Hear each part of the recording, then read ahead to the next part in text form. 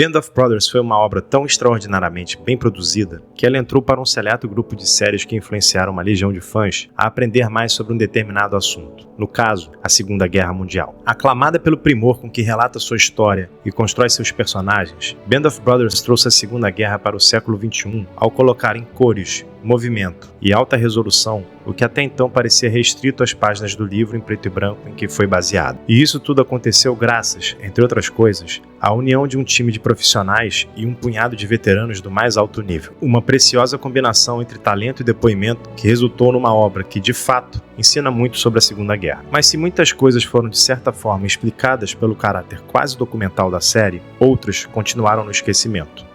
Como, por exemplo, a história e o simbolismo contidos no desenho que estampa o distintivo da Easy Company, a Águia Berrante. A Águia Berrante é provavelmente a insígnia militar mais reconhecida e famosa do exército americano e possivelmente a dona da história mais ignorada. Uma história que conecta personagens e situações como o presidente Abraham Lincoln, um regimento de voluntários da Guerra Civil Americana e uma águia de verdade que participou de dezenas de batalhas. Bom, mas para começar a entender essa história, a gente precisa fazer uma volta ao passado e ao momento em que a 101ª nasceu. Ao contrário do que muita gente imagina, a 101ª Divisão não foi criada na Segunda Guerra.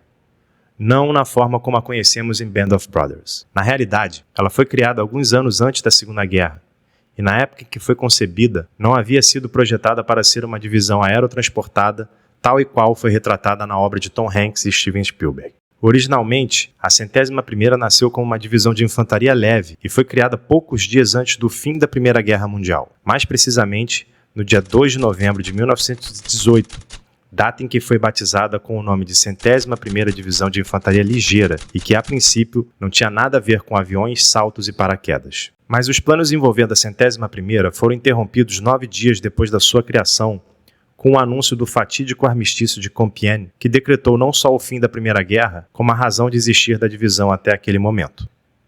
A ironia é que o mesmo armistício que selou o fim prematuro e temporário da 101ª também seria o responsável indireto pelo seu ressurgimento anos depois, já durante a Segunda Guerra Mundial. Mas apesar do fim precoce, a intenção de se possuir uma unidade de infantaria com alta mobilidade permaneceu no planejamento do exército americano, e a despeito da 101ª ter sido desmobilizada um mês após a sua criação, ela acabaria sendo recriada 3 anos depois, em 1921. E o local escolhido para essa reconstrução foi a cidade de Milwaukee, situado no estado de Wisconsin, nos Estados Unidos. Uma região que desempenhou um papel determinante na escolha do apelido da 101ª e, consequentemente, do desenho estampado no distintivo do que viria a ser uma das unidades militares mais prestigiadas do mundo.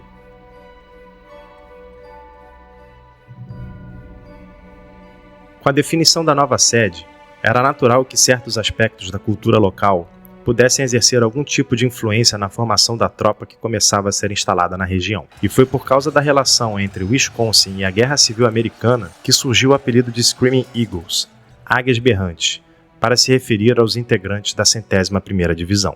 Pois foi de lá que saiu o vitorioso 8º Regimento de Infantaria de Wisconsin, que fez parte do Exército da União e que tinha como mascote uma águia careca. Formado exclusivamente por voluntários, o 8º Regimento lutou durante os 4 anos da guerra e essa participação virou motivo de orgulho na região e que teve no seu mascote uma águia americana chamada Old Abe, o seu grande símbolo.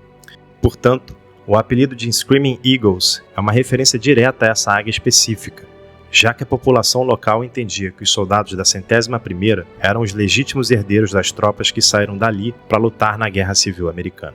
E foi a trajetória cinematográfica de Old Abe durante a Guerra Civil mais sangrenta da história que explica como foi que ela também se tornou o símbolo da renomada 101ª Divisão Aerotransportada muitos anos mais tarde. Old Abe esteve diretamente envolvido em pelo menos 34 batalhas da Guerra de Secessão, e apesar das águias americanas já serem consideradas símbolos de projeção nacional, ela alcançou um status único por conta da sua participação durante e depois do conflito. Carregada em um poleiro como uma espécie de estandarte vivo, ela foi comparada com o efeito que certas bandeiras cerimoniais exerciam em desfiles militares, pois sua presença causava um forte impacto tanto nos soldados do 8º Regimento quanto nos soldados inimigos, conforme o relato a seguir.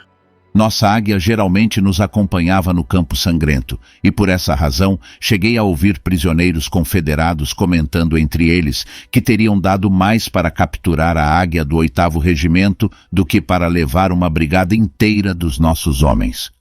Coronel Rufus Dawes, oficial do 6º Regimento de Voluntários de Wisconsin. A história incomum dessa águia tem início com a sua captura quando ainda era filhote, e que foi levada a cabo pelos chefes de uma tribo indígena de nome complicado. Estamos em meados de 1860, um ano antes do início da Guerra Civil, e após ser capturado, o chefe da tribo decide pela venda da águia, que passa por muitos donos, até finalmente ser comprada por membros do exército que estavam em busca de um novo mascote. E é no período em que a guerra eclode que a águia é batizada com o nome de Old Abe, ou Velho Abe, numa homenagem ao presidente americano Abraham Lincoln, líder dos Estados da União e que era conhecido como Abe, um diminutivo de Abram. A fama do novo mascote começou a se espalhar assim que os jornais locais publicaram uma história folclórica que teria acontecido durante uma festa em um acampamento. Nesse dia, o velho Abe teria agarrado com uma das patas a bandeira americana, enquanto os soldados tocavam ao fundo Yankee Doodle. A notícia se espalhou pela região e a presença da águia junto às tropas começou a ser encarada como um sinal de bom presságio.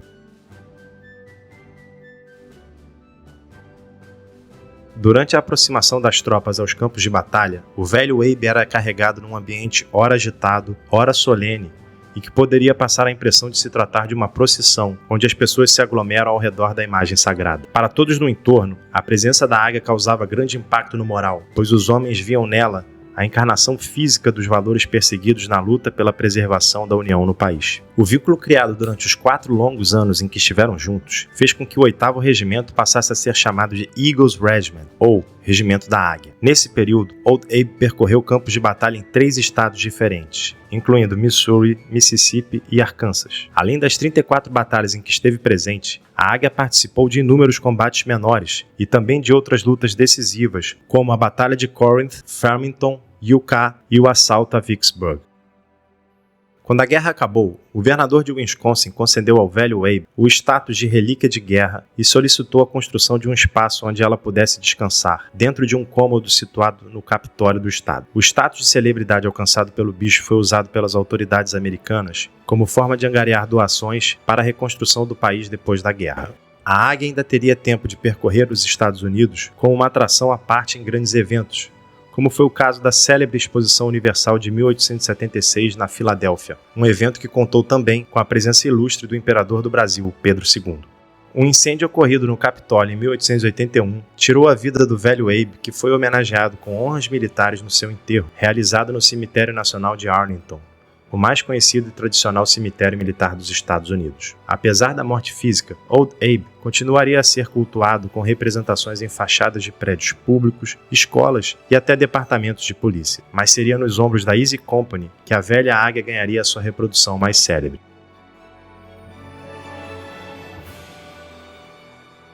Quando os soldados da Easy Company saltaram sobre a Normandia no dia D, o distintivo costurado nos seus uniformes já exibia a versão final em homenagem ao velho Abe e que é utilizada até hoje. Mas antes desse formato clássico, a insígnia teve uma versão anterior um pouco diferente e que passou por algumas alterações. E essas alterações foram feitas em razão das mudanças do papel que a 101ª sofreria ao longo do seu processo de evolução. Primeiro, como unidade terrestre e depois, como unidade aerotransportada, mas sempre com a presença da águia. No período entre guerras, a ideia de usar paraquedistas em manobras militares estava em processo de gestação, mas com testes bem-sucedidos ocorrendo em outras partes do mundo, o conceito foi se desenvolvendo até virar realidade. Nessa época, o distintivo da 101ª estampava a águia berrante originada do apelido que surgiu nos anos 20, mas seguia sem nenhuma referência visual que indicasse se tratar de uma unidade aerotransportada, coisa que de fato ela ainda não era. Registros indicam que nessa primeira versão, a insígnia era representada por uma águia envolta em chamas, em um fundo azul.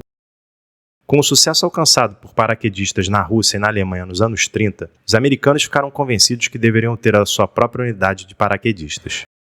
E quando a 101ª finalmente é ativada como uma divisão aerotransportada, em 1942, a palavra Airborne, em letras douradas, é colocada sobre um fundo preto em forma de meia-lua e adicionado ao topo da insígnia.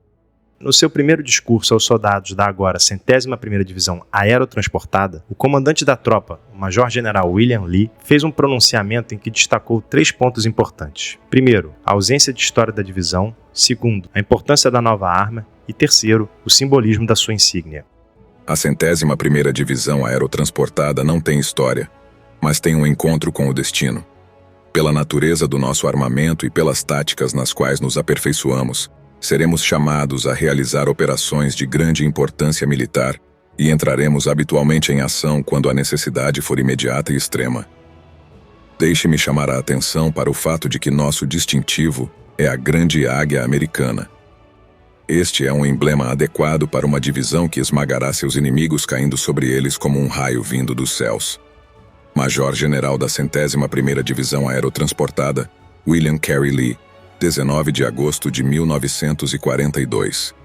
Esse discurso foi feito menos de 2 anos antes do batismo de fogo da 101ª, ocorrido em 6 de junho de 1944. O destino de Old Abe não poderia ter encontrado representantes tão à altura da sua história quanto os homens da 101ª.